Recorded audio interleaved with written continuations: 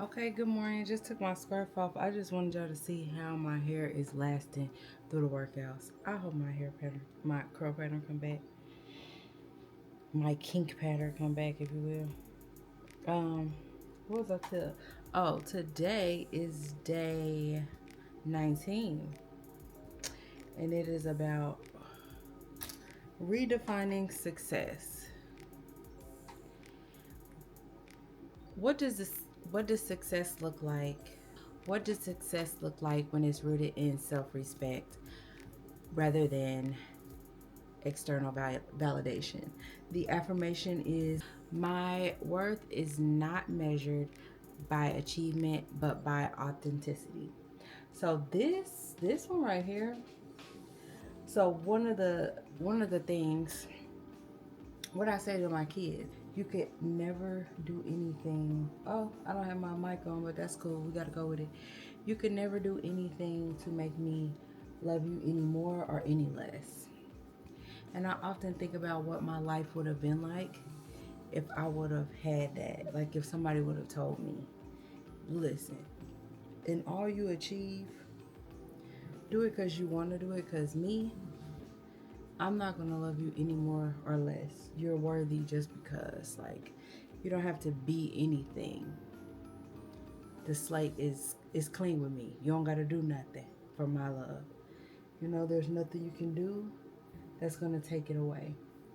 The freedom that gives you, um, to have your own moral compass.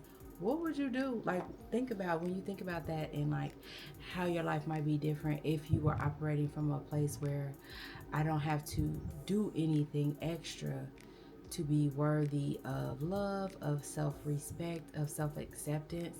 I don't have to do anything. Now, that doesn't mean, oh, I'll just do nothing. It won't happen that way. You can do things from a place of freedom and from a place of power versus desperation when you're not like obligated to achieve weight loss, achieve a diploma, achieve this or that or whatever. You can do it from a place of freedom and do what you truly want to do, what's truly going to make your life better.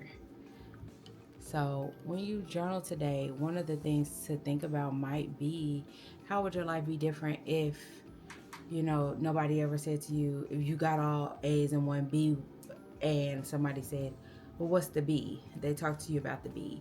If people focused only on how you look, what would your life be like if people um, praised you for things that were inherently you?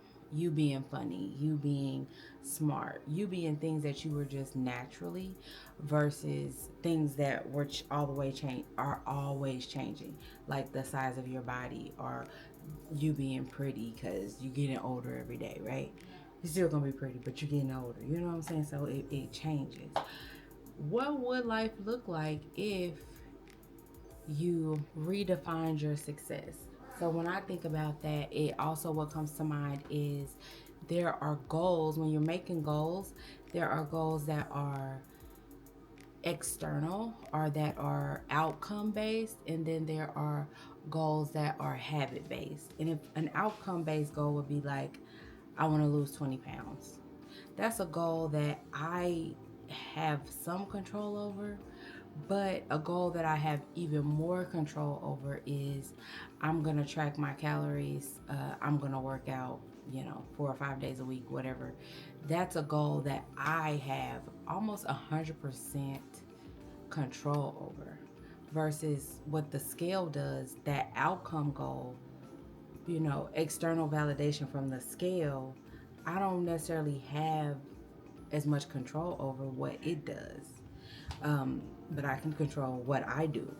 So, habit based goals, action based goals um, can lead to more self respect because you can trust yourself to get it done if you get it done. And you can almost 100% make sure that it's done. You have 100% control over that versus the scale or if these jeans are going to fit or if I'm going to, get an A on this test. If you're not grading it, you can't really, you don't have 100% control over that. But what you do have 100% control over is how much you study for the test. So you see the difference? So as you are journaling, think about those things, and I'm going to give you that prompt again. So, what does success look like when it's rooted in self respect rather than external validation? My worth is not measured by achievement but by authenticity.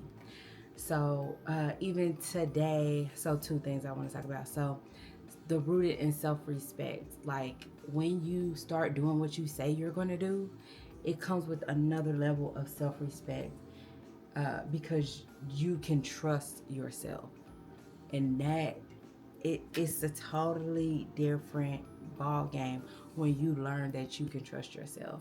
The level of it makes external validation like so less important. I don't even think it even hit me when somebody would say, like when I was out of town, somebody said something like about me having lost weight or something like that. It didn't even hit me as a yes, they said that. I was like, it was just a neutral thing, whereas it would usually probably be like, yes, they noticed. But I think I was kind of neutral about it because I've already validated myself. I'm on my ish. I'm taking care of myself. So, what I'm saying? I don't really, that's just what it is. And that's authentic to me. That is who I am. And so measuring myself by how aligned I am with what I said I was going to do and who I said I am is is enough. So how can you align yourself with who you say you are? How can you align yourself with who you say you are? How can you achieve or move from an authentic space? How can you move from a place rooted in self respect versus external validation? Questions to answer on paper, for sure. And, oh, like even today, I'm thinking about like, okay, day 2 is not doing well. This is I'm filming talking to you about day 19, but this is actually December 2nd. So day 2 is not doing well. And the I showed up authentically in it. Whatever it does or doesn't do, that's external. I did my part. Could I have done it better? Sure, but I did it, and that's that. All right, I'm about to go because my baby daddy want to talk to me.